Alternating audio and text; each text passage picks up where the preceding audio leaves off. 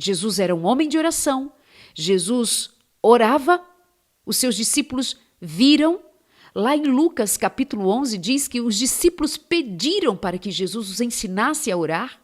Sabe-se ali então que os discípulos de João Batista também oravam junto com João Batista. Sabem-se, portanto, que homens e mulheres de Deus, servos de Deus, em toda a palavra de Deus é revelado que oravam, que buscavam a Deus, que clamavam pela misericórdia de Deus. Eu leio com você também sobre oração,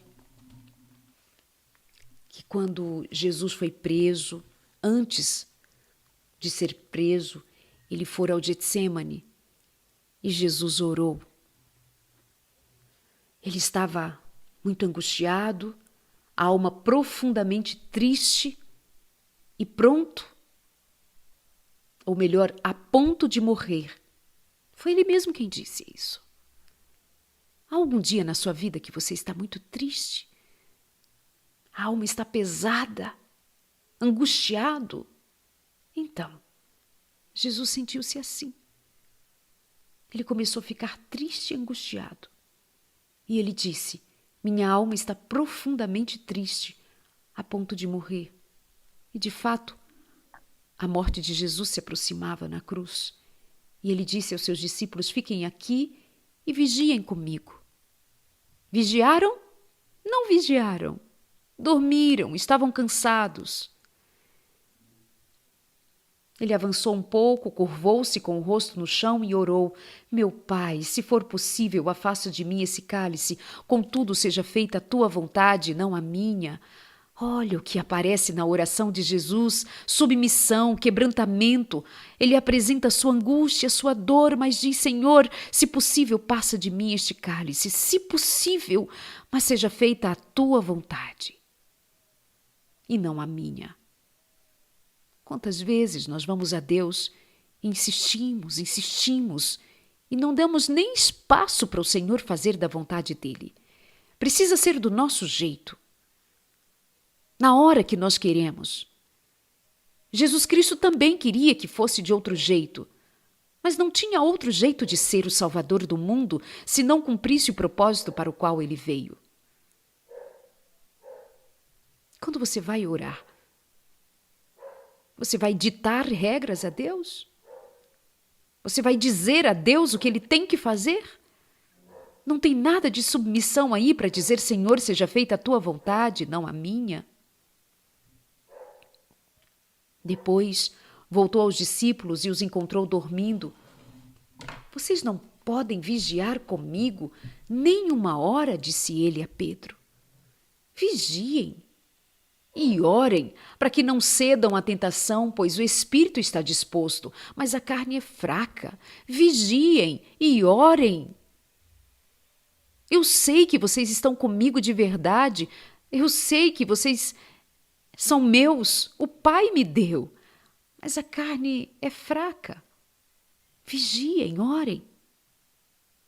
Então os deixou pela segunda vez e orou: meu Pai, se não for possível afastar de mim este cálice sem que eu beba, faça a tua vontade.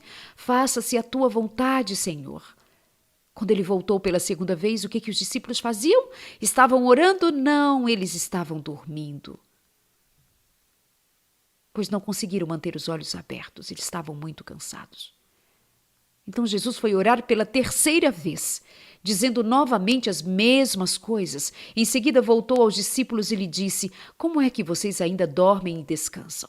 E aqui o texto bíblico nos faz saber que ele foi e disse as mesmas coisas. Não tem problema dizer a Deus as mesmas coisas, ou seja, se os motivos são os mesmos. Mas quando nós lemos lá em Mateus capítulo 6, ele falou de vãs repetições, ele estava falando especialmente num contexto dos fariseus, dos que ficavam nas esquinas orando e usando palavras repetitivas, dando ares de santidade, uma oração formatada, uma oração artificial.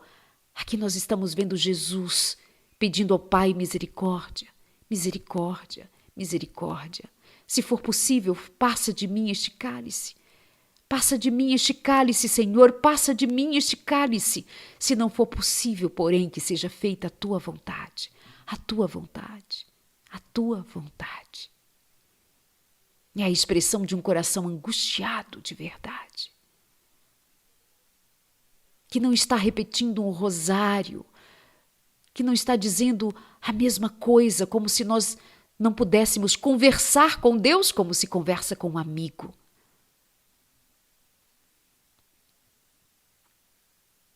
E ele diz: como é que vocês ainda dormem e descansam? Vejam, chegou a hora, o Filho do Homem está para ser entregue nas mãos dos pecadores. Levantem-se, vamos! Os inimigos de Jesus chegaram. Judas chegou, o entregou, saudou com um beijo, dizendo antes Rabi, e o beijou. E Jesus que havia orado, e Jesus que havia se quebrantado agora há pouco com a sua dor derramada diante do Pai, como foi a postura de Jesus agora? Quando os seus inimigos chegaram, como foi que Jesus se comportou? Ele estava seguro, ele estava tranquilo, ele estava certo. O Pai o havia consolado, ainda que o Calvário não tenha sido dispensado, mas Jesus estava seguro em Deus.